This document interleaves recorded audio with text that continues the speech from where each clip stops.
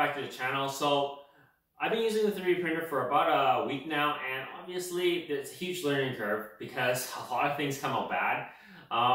More bad than there are good, of course. But the things that do come out good, I'm really proud of, which I'll show you guys a little later on some of the things that I've 3D printed.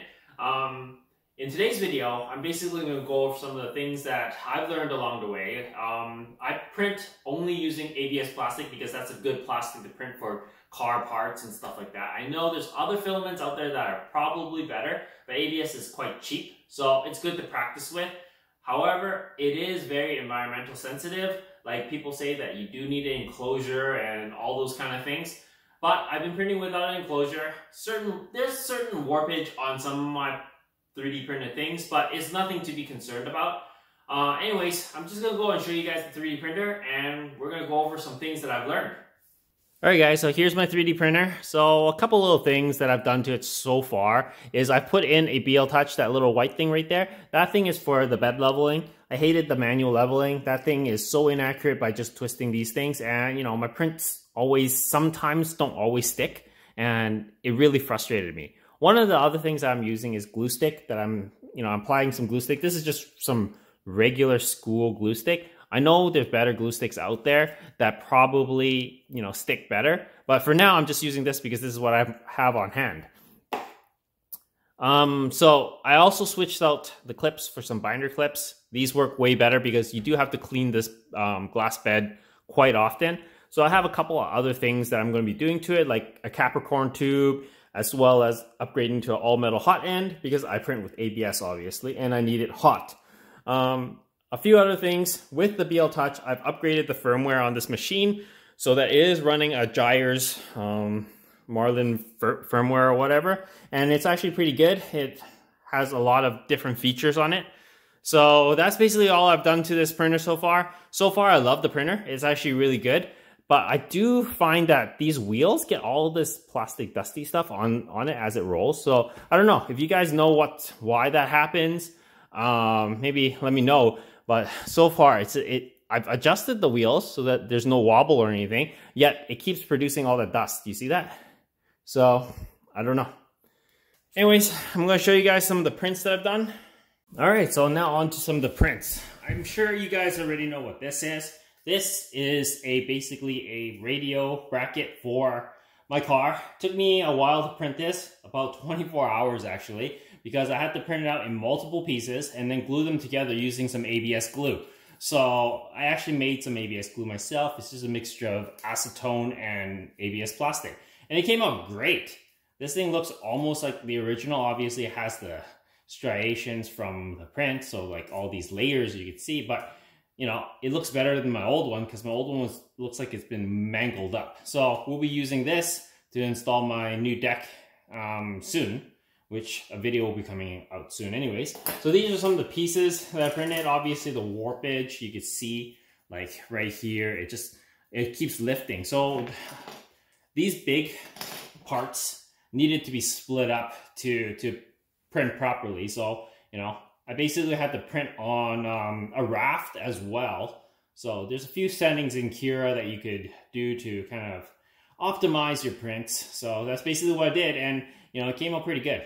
This is my first try doing this. I designed this, took a long time to design, and then the print took forever as well. Here you see multiple tries of a push start cover. This one is the one that I ended up going with. It looks pretty good.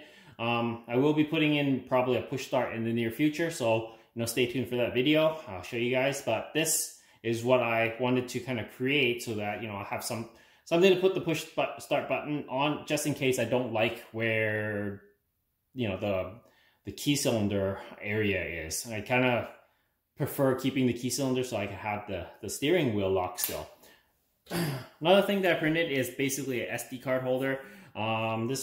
I have a lot of SD cards, so, this thing's pretty cool. Yeah, I found this on Thingiverse, so it actually prints the hinge and everything, and it ends up being like this fully. So this is a fully assembled piece, just printed out like that. So it's pretty cool. I find 3D printing really, really interesting.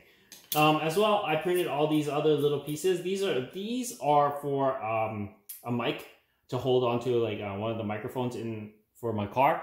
I didn't like the one that came with my new deck, so I ended up making one that's tinier so that I could tuck this somewhere, you know, easier to hide and stuff like that. So I redesigned one so that it's nice, small, and sleek.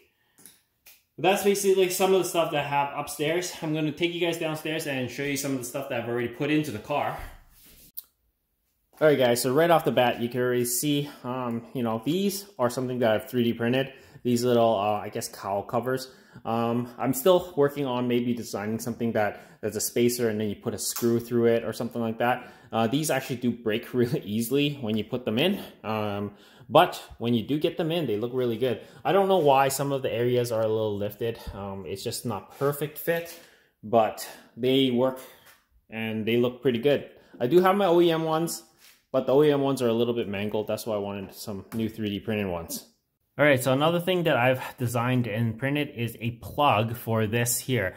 Before I used to have this like square tubing thing. I kind of left it upstairs, so I'll show you guys later the square tube I'm talking about. But basically, it was hitting my strut bar and I didn't like that. And yeah, I could probably have swapped this to like my D16A6 one. This is actually the Y8 pipe, but the Y8 pipe has the hole already for the IAT sensor and all that stuff, so I didn't want to muck with it. I just wanted this to look a little bit better and clean up that pipe. So I basically printed a plug for it, and it fits perfectly and it's tightened down and there's no leak here. So it actually looks way better without the tube there. I mean, I could technically, you know, print it with an engraving as well if I really wanted to, but I think this is pretty cool. So this here was the piece that I was talking about that I replaced with a plug. No, I don't know what this thing's for. It's kind of useless. It is a hollow tube as well, so maybe it's for sound or something. I don't know. But, you know, I'm happy with the plug that I created. Here's a time lapse of my 3D printer printing some windshield cowl clips for one of my friends.